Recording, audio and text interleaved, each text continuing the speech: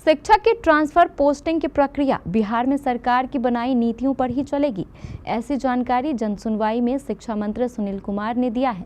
शिक्षा की बदहाली या खुशहाली, सुनिए शिक्षा मंत्री क्या कुछ कह रहे हैं। विशेष जानकारी दे रहे हैं पटना से हमारे संवाददाता अमलेश आनंद।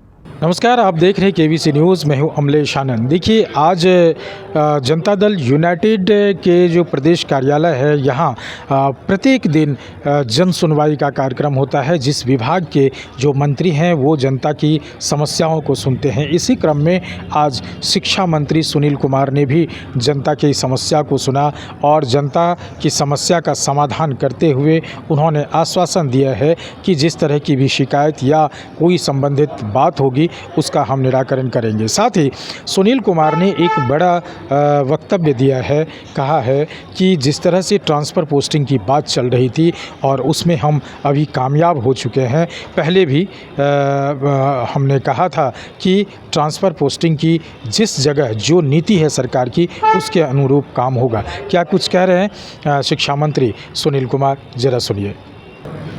नहीं, बहुत पहले हमने कहा था, इस पर काफ़ी विचार विमर्श हुआ शिक्षक संघों से और शिक्षकों से और प्रशासनिक दृष्टिकोण से।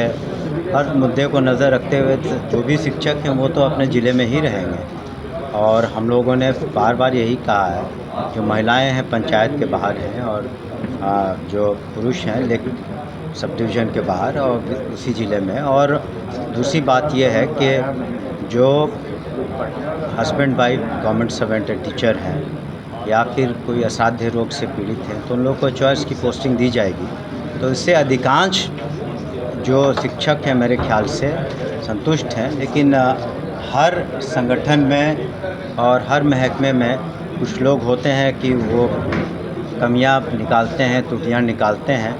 उसका तो कोई इलाज नहीं है। लेकिन इसके बावजूद भी हम लोगों ने एक एपेलेट अथॉरिटी को भी रखा है कि इसके बावजूद भी अगर किसी को कोई कमी लगती है तो वहाँ डिस्ट्रिक्ट मजिस्ट्रेट की अध्यक्षता में जो कमेटी है या फिर डिविजनल कमिश्नर के स्तर पर जो कमेटी है या फिर मुख्यालय में सेक्रेटरी के लेवल पर जो कमेटी है उस मामले को पुनः देखेगी।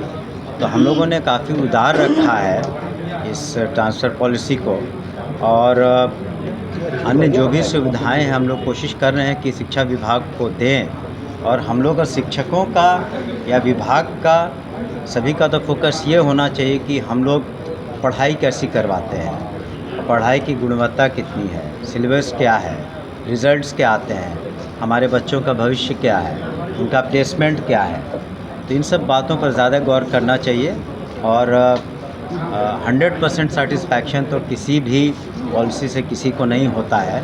लेकिन हम समझते हैं अधिकांश शिक्षक और शिक्षिका इससे संतुष्ट हैं। यहाँ तक कि मैंने कल भी कहा था कि एक्ट भी जो पास होते हैं पार्लियामेंट से या असेंबली से या विधान परिषद से, समय के अनुसार आवश्यकता अनुसार अमेंडमेंट्स होते हैं। लेकिन ये इसलिए हमने कहा कि अभी हम लोग ट्रांसफ़र पॉलिसी हम लोगों ने काफ़ी विचार विमर्श के बाद लाया है। इसको एक बार क्रियान्वित होने दीजिए और फिर देखते हैं। लेकिन जैसा हम लोगों को फीडबैक मिला है कि बाय एंड लार्ज लोग इससे संतुष्ट हैं। सर, नियोजित शिक्षक तो हाईकोर्ट जाने की भी बात कर रहे हैं। पहले तो नियोजित शिक्षकों को इतनी सुविधा दी जा रही है कि जिन्होंने सक्षमता पास की वो शीघ्र सरकारी सेवक बनेंगे। तो इससे बड़ा लाभ उनको और क्या हो सकता है। सर, क्लास 1 to 5, 6 to 8 का सर उस पर रोस्टर पे क्या अपडेशन, क्या विभागीय मंत्री हैं, क्या आज वो आने की उम्मीद है? क्या रोस्टर हमको लगता बहुत क्लियर जल्दी हो जाएगा, क्योंकि बीच में रिजर्वेशन पॉलिसी में माननीय उच्च न्यायालय के कारण जो आदेश था उसके कारण फिर उसमें चेंजेस लाने पड़े।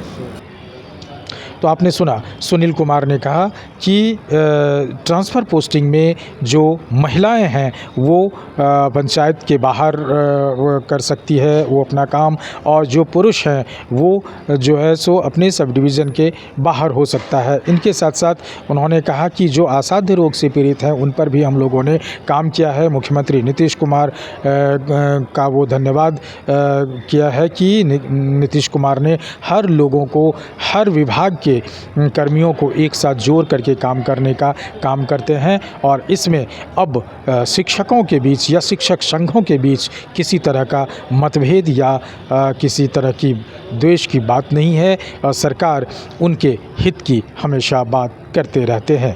अमलेश आनंद, केबीसी न्यूज़, पटना।